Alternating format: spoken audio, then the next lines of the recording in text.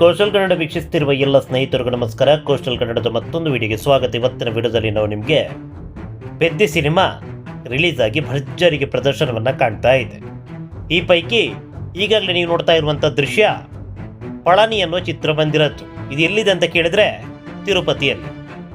ತಿರುಪತಿಯ ಪಳನಿ ಚಿತ್ರಮಂದಿರದಲ್ಲಿ ಈ cinema premier ಕೂಡ ಆಗಿತ್ತು. ಭರ್ಜರಿಯಾದಂಥ ಪ್ರತಿಕ್ರಿಯೆ ಪ್ರೀಮಿಯರ್ನಲ್ಲಿ ಈ ಸಿನಿಮಾಗೆ ವ್ಯಕ್ತವಾಗಿತ್ತು. ನಿನ್ನೆ ಈ ಸಿನಿಮಾ ಎಲ್ಲ ಪ್ರದರ್ಶನಗಳು ಕೂಡ ಸೋಲ್ಡ್ ಔಟ್ ಆಗಿತ್ತು. ಆ ಮಟ್ಟದಲ್ಲಿ ಪ್ರತಿಕ್ರಿಯೆ ಈ ಸಿನಿಮಾಗೆ ಸಿಕ್ಕಿತ್ತು. ಈಗಾಗಲೇ ನೀವು ನೋಡ್ತಾ ಇರುವಂಥ ದೃಶ್ಯ ಪ್ರೀಮಿಯರ್ ಇತ್ತು.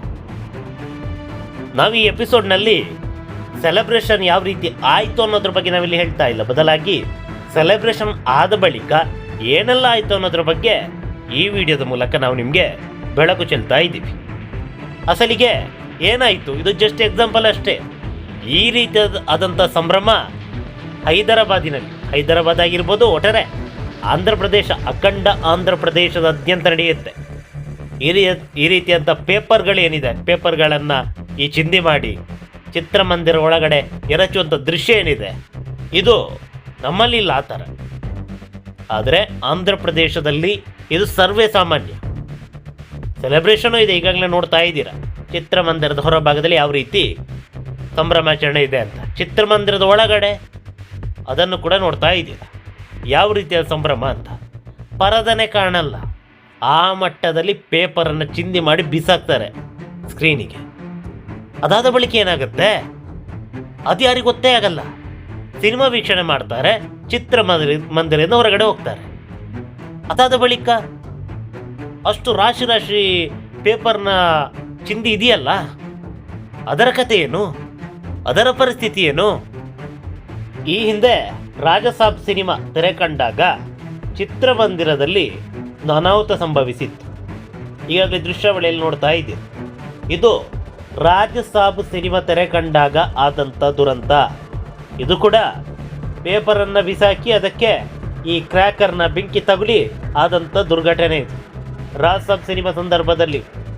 ಇದಾದ ಬಳಿಕ ನಿಲಿಮ್ ಅನ್ನೋ ಚಿತ್ರಮಂದಿರದಲ್ಲಿ ಅನಗ ಒಕರಾಜು ಸಿನಿಮಾ ಪ್ರದರ್ಶನ ಆಗುವಂಥ ಸಂದರ್ಭದಲ್ಲಿ ಸ್ಕ್ರೀನಿಗೆ ಬೆಂಕಿ ಹತ್ತಿತ್ತು. ಇವೆಲ್ಲ ಜಸ್ಟ್ ಎಕ್ಸಾಂಪಲ್ ಅಷ್ಟೇ. ಇದೇ ರೀತಿಯಾದಂಥ ಅನೇಕ ಪ್ರಸಂಗಗಳು ಆಂಧ್ರ ಪ್ರದೇಶದಲ್ಲಿ ನಡೆದಿದೆ. ಕಾರಣ ಏನು?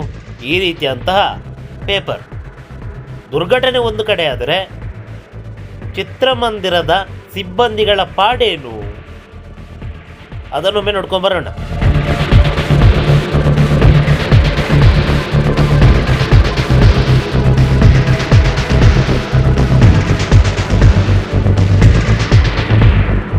ನೋಡಿ, ರಾಶಿ ಪೇಪರ್ಗಳು. ಒಂದೊಂದು ಸಿನಿಮಾ ರಿಲೀಸ್ ಆಗಿತ್ತು, ಬರೋಬ್ಬರಿ 150 kg ಪೇಪರ್. ಚಿತ್ರಮಂದಿರದ ಸಿಬ್ಬಂದಿಗಳ ಪಾಡೇನು? ಒಂದಿಷ್ಟು ಮಂದಿ ಹೇಳ್ಬೋದು ಅವ್ರಿಗೆ ಸಂಬಳ ಕೊಡೋದೇನಕ್ಕೆ, ಕ್ಲೀನ್ ಮಾಡೋದಕ್ಕಲ್ಲ ಅಂತ. ಎಕ್ಸ್ಟ್ರಾ ಬರ್ಡನನ್ನು ಕ್ಲೀನ್ ಮಾಡೋದಕ್ಕಲ್ಲ ಸ್ವಾಮಿ. ಒಂದು ಪ್ರದರ್ಶನ ಮತ್ತು ಮತ್ತೊಂದು ಪ್ರದರ್ಶನದ ಮಧ್ಯೆ ಅರ್ಧ ಗಂಟೆ ಗ್ಯಾಪ್ ಇರುತ್ತೆ. ಆದರೆ ಈ ಸಿನಿಮಾ ಲೆಂತಿ ಆಗಿರೋದ್ರಿಂದಾಗಿ ಒಂದು 10-15 ನಿಮಿಷ ಅಷ್ಟೇ ಗ್ಯಾಪ್.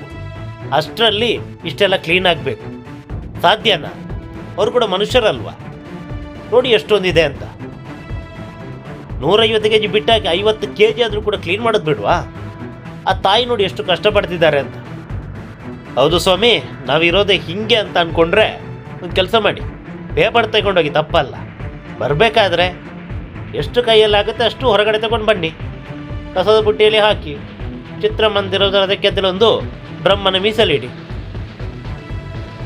ಅಲ್ಲಿಯ ಸಿಬ್ಬಂದಿಗಳಿಗೆ ಕಷ್ಟನೂ ತಪ್ಪುತ್ತೆ, ನಿಮ್ಮಿಂದ ಸ್ವಲ್ಪ ಉಪಕಾರ ಆದಂಗೂ ಆಗುತ್ತೆ. ಇವು ಕೇವಲ ಒಂದು ಎಕ್ಸಾಂಪಲ್ ಅಷ್ಟೇ. ಇದು ತಿರುಪತಿಯ ಪಳನಿ ಚಿತ್ರಮಂದಿರದಲ್ಲಿ ನಡೆದಂಥ ಸಂಭ್ರಮಾಚರಣೆಯ ದೃಶ್ಯಾವಳಿ.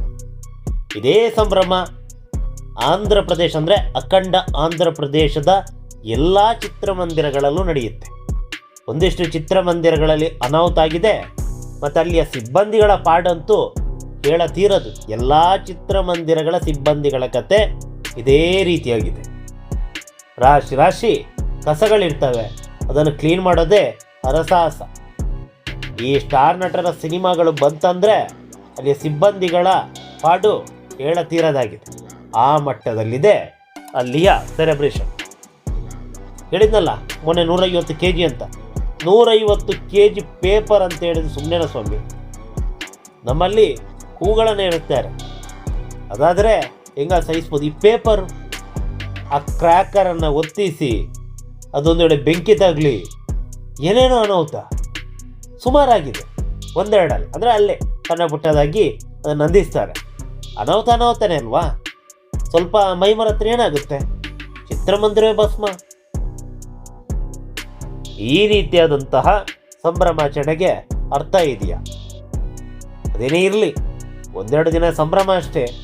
ಸಹಿಸ್ಕೊಳ್ಳೋದು ಚಿತ್ರಮಂದಿರದವರಿಗೂ ಕೂಡ ಅನಿವಾರ್ಯ. ಅದೇನೇ ಇರಲಿ, ಈ ಸಿನಿಮಾ ನಮ್ಮ ಕರ್ನಾಟಕದಲ್ಲೂ ಕೂಡ ರಿಲೀಸ್ ಆಗಿದೆ, ಕನ್ನಡದಲ್ಲೂ ಕೂಡ ಪ್ರದರ್ಶನ ಆಗ್ತಾ ಇದೆ. ಕನ್ನಡದಲ್ಲಿ ಈ ಸಿನಿಮಾವನ್ನು ವೀಕ್ಷಣೆ ಮಾಡಿ ಆನಂದಿಸಿ. ಹಾಗೆ ಮುಂದಿನ ಎಪಿಸೋಡ್ನಲ್ಲಿ ಮತ್ತೊಂದು ಚಿತ್ರಮಂದಿರದಲ್ಲಿ ಸೆಲೆಬ್ರೇಷನ್ ಯಾವ ರೀತಿ ಇದೆ, ಅಲ್ಲಿ ಏನೆಲ್ಲ ಆಯಿತು, ಇವೆಲ್ಲವನ್ನು ಹೇಳ್ತೀವಿ. ನಮಸ್ಕಾರ.